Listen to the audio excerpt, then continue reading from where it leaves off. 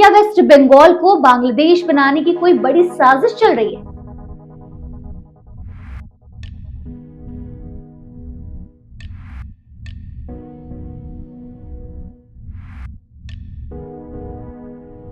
नमस्ते, मैं आमिना और आप देख रहे हैं आपकी खबर राजनीति। आज का टॉपिक इतना हैवी है कि आपकी शायद नींद उड़ जाएगी, क्योंकि सवाल ये है कि क्या वेस्ट बंगाल को बांग्लादेश बनाने की कोई बड़ी साजिश चल रही है? क्योंकि फास्ट फ्यू ईयर्स से बंगाल से जो न्यूज आ रही हैं, illegal infiltration, demographic shift, political statements, post पोल वायलेंस और अब बाबरी मस्जिद जैसा पुराना जख्म भी दोबारा खुल रहा है। क्या ये सब रैंडम इवेंट्स है या इसके पीछे एक वेल प्लान्ड स्ट्रैटेजी छिपी है? आज हम खोलेंगे सारे राज, हिस्ट्री से लेकर करंट पॉलिटिक्स तक, डेटा से लेकर ग्राउंड रियलिटी तक, बाबरी कंट्रोवर्सी का बंगाल एंगल भी। तो एंड तक जरूर देखिएगा, क्योंकि जवाब आपको शॉक कर देंगे। चलिए बिना देर किए शुरू करते हैं। पहले समझना जरूरी है कि बंगाल का डिवीजन कब और क्यों हुआ। तो सुनिए, 1905 में लॉर्ड कर्जन ने बंगाल को दो हिस्सों में बांटा, हिंदू मेजॉरिटी वेस्ट और मुस्लिम मेजॉरिटी ईस्ट। ये था ब्रिटिश के डिवाइड एंड रूल का मास्टर स्ट्रोक। फिर 1947 में इंडिपेंडेंस के टाइम बंगाल दोबारा बांटा गया। वेस्ट बंगाल इंडिया के हिस्सा आया और ईस्ट बंगाल पाकिस्तान। लेकिन 1971 में बांग्लादेश लिबरेशन वॉर हुआ और ईस्ट पाकिस्तान से अलग होकर बांग्लादेश बना। आज इंडिया बांग्लादेश बॉर्डर 2217 किलोमीटर लंबी, दुनिया के 5th लॉन्गेस्ट इंटरनेशनल बॉर्डर।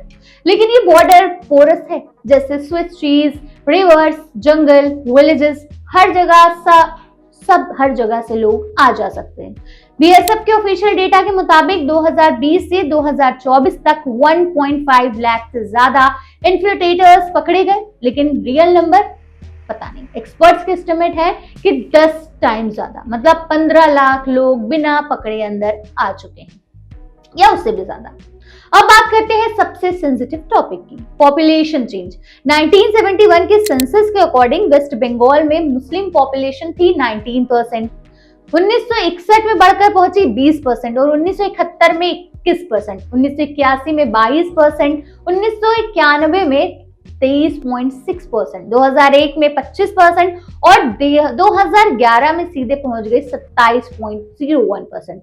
मतलब 60 सालों में 8% का जंप। लेकिन ये एवरेज है, बॉर्डर डिस्ट्रिक्ट में पिक्चर बहुत अलग है। मुर्शिदाबाद 66.3% मुस्लिम 2011 में ये लिखे गए थे, मालदा में 51.3%, उत्तर दिनाजपुर में 49.9%, बीरभूम में 37%, साउथ 24 पैरागनाइज बॉर्डर एरियाज में 35 से 40% मुस्लिम आबादी। और 2011 के बाद नो न्यू सेंसस। लेकिन लोकल सर्वेस और वोटर लिस्ट से पता चला है कि हिंदी और Hindu population in border belts में 10 to 15% घटी है लास्ट 15 सालों में। एक report the vanishing Hindus of Bengal borders by Kolkata based NGO claim करती है कि 50 से ज्यादा विलेजेस में हिंदूज माइनॉरिटी बन चुके हैं। अब सवाल ये है, ये ग्रोथ नेचुरल है या फिर आर्टिफिशियल? बांग्लादेश में फर्टिलिटी रेट 2.0 है, इंडिया में 2.2, तो इतना बड़ा डिफरेंस नहीं होना चाहिए। फिर भी क्यों बढ़ रही है एक कम्युनिटी की तादाद इतनी तेजी से? Infiltration plus conversion plus vote bank politics, ये तीनों फैक्टर्स का कॉकटेल है। बाबरी वर्डिक्ट के बाद भी यहाँ मस्जिद मंदिर टेंशन बढ़ा, जो इन्फिल्ट्रेशन के साथ मिक्स होकर और बड़ा इशू बन गया। 2011 में ममता बनर्जी पावर में आई, उनका पहला मूव था इमाम भत्ता, जो 2500 था पर मंथ, वो भी 30,000 से ज्यादा इमाम के लिए। फिर मदरसा रिकॉग्नाइजेशंस बढ़ने लगे, उर्दू स्कूल को फंडिंग देने लगी और 2014 में टीएमसी लीडर ने असेंबली में कहा, हम बांग्लादेशी इमिग्रेंट्स को प्रोटेक्ट करेंगे। 2021 असेंबली इलेक्शंस के टाइम अमित शाह ने रैली में बोला, बंगाल में 2 करोड़ लीगल बांग्लादेशीज हैं। टीएमसी का जवाब, ये एनआरसी के नाम पर हिंदू मुस्लिम को लड़ाने की साजिश है। लेकिन ग्राउंड पे क्या हो रहा है भाई साहब, ये तो डेटा बता रहे हैं। वोटर लिस्ट में नए नाम 2016 से 2021 के बीच 1.2 करोड़ नए वोटर्स ऐड हुए हैं, इलेक्शन कमीशन डेटा के मुताबिक। Ration card, Aadhaar card, voter ID card, fake documents का धंधा बॉर्डर एरियाज में खूब चल रहा है। मतुआ कम्युनिटी जो हिंदू रेफ्यूजीज आए बांग्लादेश से, उनको सिटीजनशिप देने में तो डिले कर रहे हैं, लेकिन मुस्लिम इन्फिल्ट्रेटर्स को क्वाइटली सेटल करने की खूब सारी रिपोर्ट्स हैं। 2021 में प्रशांत किशोर का लीक्ड ऑडियो वायरल हुआ था, जिसमें उन्होंने कहा था ममता जी जानबूझकर मुस्लिम वोट बैंक बढ़ा रही हैं, वरना 2026 में हार जाएंगी। ये स्ट्रैटेजी है या फिर डेस्परेशन, पता नहीं। बाबरी मस्जिद और वर्डिक्ट के बाद टीएमसी ने मुस्लिम वोट को कंसोलिडेट करने के लिए और अग्रेसिव स्टांस लिया, जिसके बारे में हम आगे डिटेल में बताएंगे। 2021 इलेक्शन के बाद जो हुआ वो इंडियन डेमोक्रेसी का डार्क चैप्टर था। बीजेपी ने क्लेम किया कि 500 प्लस वर्कर्स किल्ड हुए, 1 लाख प्लस डिस्प्लेस्ड। एनएचआरसी ने रिपोर्ट दी कि स्टेट स्पॉन्सर्ड वायलेंस, मतलब क्या कहें। कलकत्ता हाईकोर्ट ने 5 मर्डर केसेस सीबीआई को ट्रांसफर किए। फिर 2023-24 में रामनवमी प्रोसेशंस पे स्टोन पेल्टिंग हावड़ा हुगली में हुआ। हिंदू टेंपल वेंडलाइज्ड हुए मालडा में। बीजेपी लीडर अटैक्स हुए नॉर्थ 24 पैरागनास। लोकल जर्नलिस्ट का कहना है ये स्पॉन्टेनियस नहीं, ऑर्गेनाइज्ड है। लोकल टीएमसी लीडर्स और इन्फ्लुएंसर्स मिलकर टारगेट करते हैं।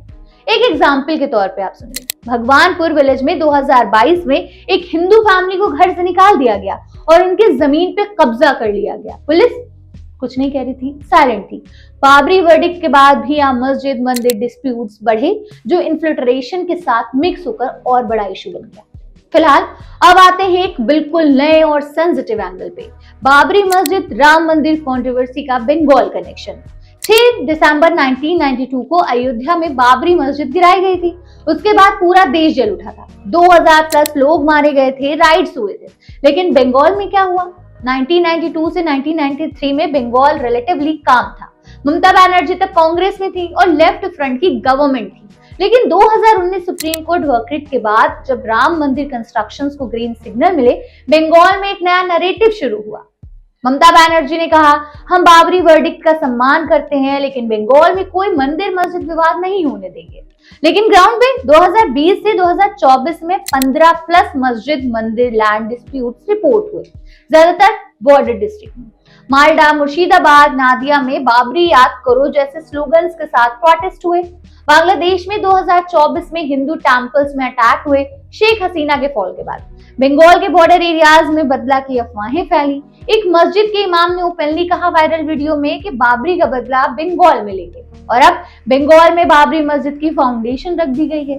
लेकिन समझ ये नहीं आ रहा कि बाबरी मस्जिद थी अयोध्या में, जमीन मिली अयोध्या में, तो बंगाल में क्यों बनाई जा रही है? अगर आपको समझ आया हो तो हमें जरूर बताइए कमेंट में, क्योंकि मैं मानती हूँ बाबरी एक नेशनल इशू था, लेकिन बंगाल में इसे लोकल डेमोग्राफिक वार का हिस्सा बनाया जा रहा है। ये साजिश नहीं, लेकिन पॉलिटिकल अपॉर्चुनिज्म जरूर है। खैर, अब आते हैं सबसे कंट्रोवर्शियल पार्ट पे। कुछ इंटेलेक्चुअल्स और राइट विंग थिंकर्स क्लेम करते हैं कि एक ग्रेटर बांग्लादेश प्लान है, जिसमें West Bengal, part of Assam और त्रिपुरा को बांग्लादेश के साथ मर्ज करने की कोशिश है।